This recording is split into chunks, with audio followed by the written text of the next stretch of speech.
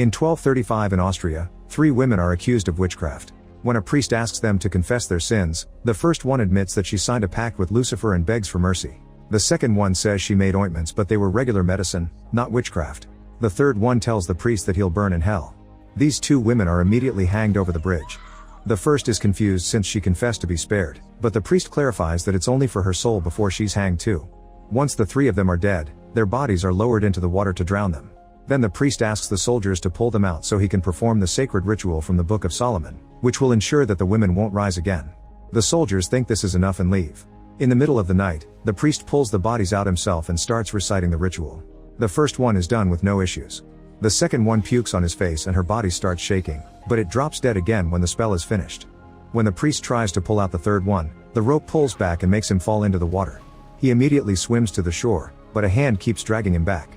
After some struggle, the priest manages to leave the river and return to the bridge to get the book. Suddenly the third body flies out of the water and sets the book on fire, then she hangs the priest over the bridge. In 1332 in Turkey, 2 mighty armies meet in the desert during the Crusades. Knights Bayman and Felson decide that whoever kills more men will drink for free. The battle is absolutely vicious and both armies lose a high number of men by the second, yet Bayman and Felson keep teasing each other during the fight. That night, the duo celebrates their victory at a tavern with lots of women and alcohol. In 1334, Bayman and Felson join another savage battle in Libya. Thousands of men die again as the church asks the soldiers to kill all the heretics. In 1337, another fight ensues in Turkey during the night. This holy war continues in 1339 and the falling snow messes with visibility. A priest keeps encouraging them to kill and Felson is starting to notice that God has too many enemies. In 1344 in Greece, catapults set a city on fire before the army brings down the door. Since everyone here is considered an infidel, civilians are killed alongside soldiers without mercy. Bayman freezes when he realizes he's killed an innocent woman and looks around in shock, noticing all the families dead on the ground. Felson notices the massacre too and the duo shares a look as they reach the same conclusion. After the battle is done, Bayman argues with the priest, since he doesn't believe that God would want them to kill women and children. When the priest is about to get aggressive, Bayman and Felson announce that they quit. A month later the duo arrives in Austria, but after walking for hours they don't see a single person around. When they enter a farmhouse, they pull the blankets on a bed to find a family killed by an unknown illness. Suddenly one of the bodies moves, but it quickly collapses again. Bayman and Felson decide to burn the building before leaving. Eventually they find a city, where they find dead bodies in piles, sick people around every corner, and a few healthy ones begging to be taken away. Guard Johann tells them that a pestilence has been spreading over the land for 3.5 years and no cure has been found. He had to bury his children and wife with his own hands. Afterward Bayman and Felson buy new horses. When the stable boy moves their things he accidentally drops their swords, so the crest on the handle is exposed and now the locals know they're deserters. Guards quickly surround them and a battle ensues. Bayman and Felson try their best to defend themselves and manage to bring down a few men, but the guards overwhelm them with their numbers and end up capturing them. Then priest Debelzak checks the sword to confirm that these men are holy knights and takes them to see the cardinal, who is sick in bed and surrounded by doctors. The cardinal has heard about Bayman's and Felson's heroism, so he gives them a mission, to take the witch that started the plague to the Abbey of Severick, where monks can do a ritual to destroy her powers and end the plague. However Bayman and Felson say that they don't serve the church anymore, so they're locked up in the dungeon. In the cell they meet Anna, who looks like a normal girl. Bayman doesn't believe she's a witch and theorizes the church forced her to confess. When they fall asleep, they have nightmares about the innocent people they killed, and Bayman wakes up after seeing the woman he murdered. Then he hears Anna crying and notices her back is covered in bruises. Moments later the knights tell Debelzak that they'll take the mission if the church agrees to give Anna a fair trial and their charges are dismissed. In an office, Debelzak explains it'll take 6 days to reach the abbey. However Johann and the heroes point out that the route Debelzak chose is very dangerous and they need someone who actually knows the land.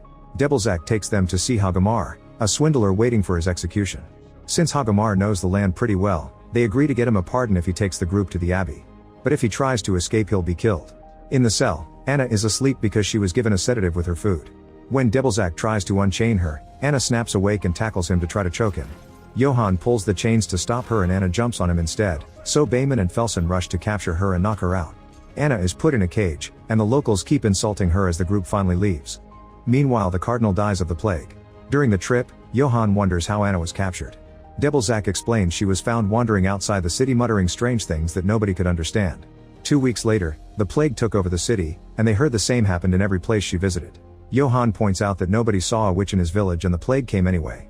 Meanwhile Felson tells Bayman that Anna has great strength, so obviously something is up with her. At that moment they notice someone strange following them so they decide to set up a trap. The cage is left in the middle of the road, and when the stranger tries to approach it, Bayman blocks him with his sword. Debelzaq recognizes the guy as Kay, an altar boy who worked for the cardinal. Kay explains his father was a knight and now he wants to help the group so he can be knighted too. Felson laughs at the idea of an altar boy being useful in battle and argues with him. Since Felson insults him, Kay insults him back, so Felson decides to test him with a little duel. A sword fight ensues and Kay proves that he's been training a lot by blocking or dodging all of Felson's attacks. He's still a newbie though, so Felson defeats him in the end, but Bayman announces that he's good enough to come with them. That night the group stops to rest.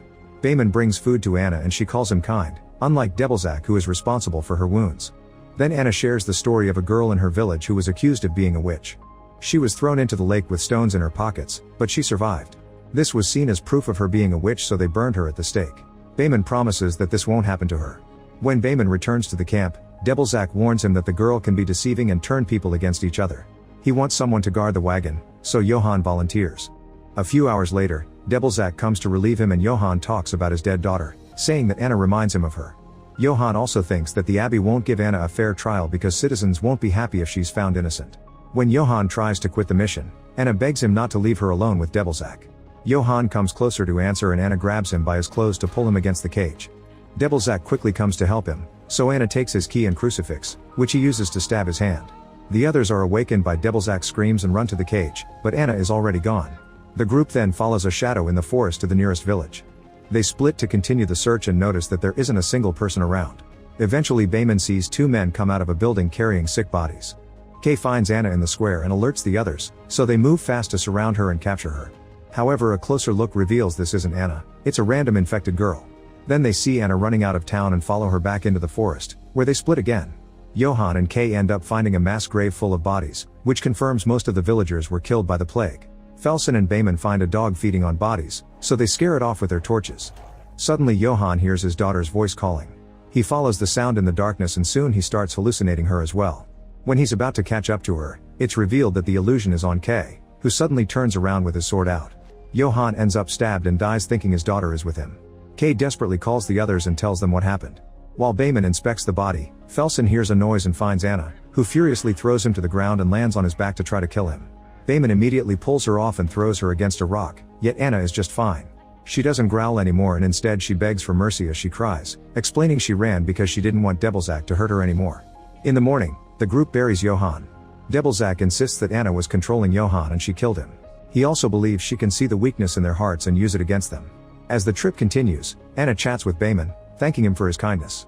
She claims that Debelzaq is lying and she had nothing against Johann. When she notices Bayman's bad mood, she offers her hand to comfort him, but he refuses to come closer. Meanwhile, Kay has to deal with his guilt, since he feels like he killed Johann. Sometime later the group has to stop at a cliff. The bridge looks rather flimsy, and Hagamar swears it was in better condition the last time he saw it. Bayman starts crossing the bridge anyway, carefully guiding his horse around the holes. Eventually they make it to the other side, but they don't notice the rope slowly tearing off. Next, Kay and Bayman start pulling the cage across the bridge while the others pull a rope in the opposite direction to compensate for the weight. Soon Debelzaq's hands start bleeding and the pain causes him to let go. The men lose control of the rope and the cage starts rolling on the bridge, so Kay and Bayman have to move faster. They both end up slipping and falling off the bridge, but Anna catches Kay just in time, lifting him with impressive strength. Bayman saves himself by holding on to the edge and climbing back up.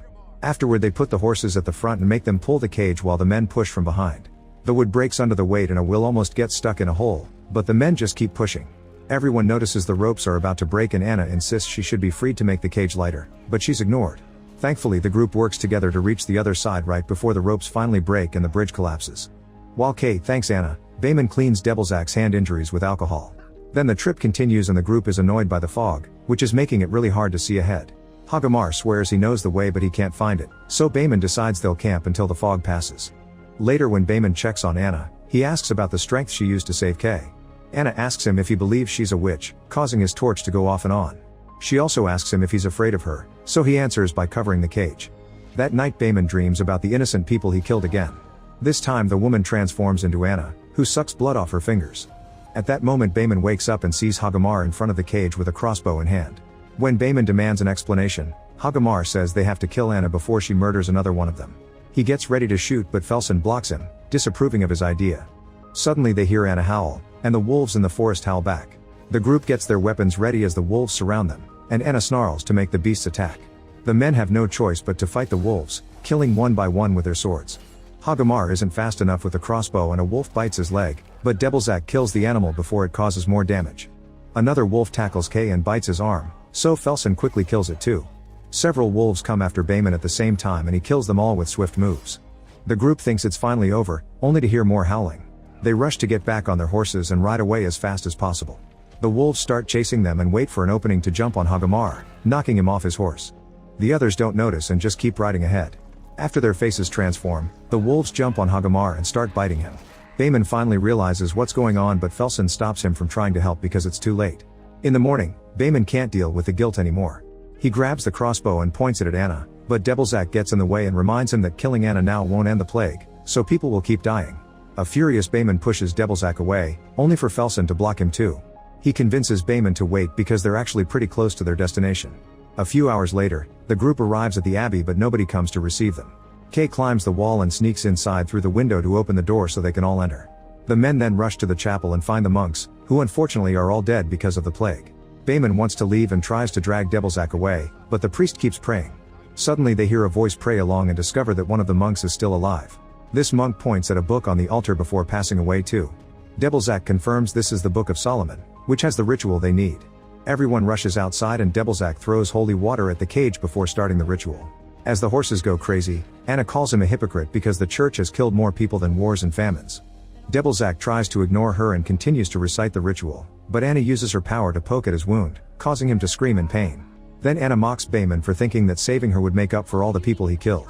Her voice changes to the priest from the Crusades to quote all the things he said to justify the war, which she shouldn't be able to know. Debelzak realizes that Anna is not a witch, she's a normal woman who has been possessed by an ancient demon. He turns the pages of the book and starts reciting the exorcism ritual instead. The wind starts blowing violently around them and the sky darkens as Anna shakes the cage, slowly burning it down. Her face transforms into a demon before she steps out and the knights try to attack her, but she easily pushes them away. This distraction is enough for Debelzak to throw holy water at her, so she frees her wings and flies away. Afterward the men go looking for more holy water. Behmen tells Kay to leave but the young man is willing to accept the risk in order to help, so Behmen rewards him by knighting him. When Kay wonders if he's really earned this, Felson assures him that he will. Then they go looking for the demon since Behmen thinks she wanted to be here all along because she only killed Hagamar and Johann when they tried to stop the mission. In an office, the group finds a dead monk tied to a desk and Debelzak notices he had been copying the Book of Solomon. As they look around, they find even more monks who had also been making copies. They realize that the monks wanted to spread the rituals around the world so everyone could fight evil, and the demon made Anna look like a witch so she'd be brought here for trial and she could destroy the book. While they're distracted, a strange energy enters a monk's body. At that moment the demon appears on the ceiling. Debelzak tries to recite the ritual but the demon throws all the shelves to stop him. Then it sets all the book copies on fire while the guys realize the monks are gone. When Debelzak keeps reading the ritual, a zombified monk tries to attack him from behind.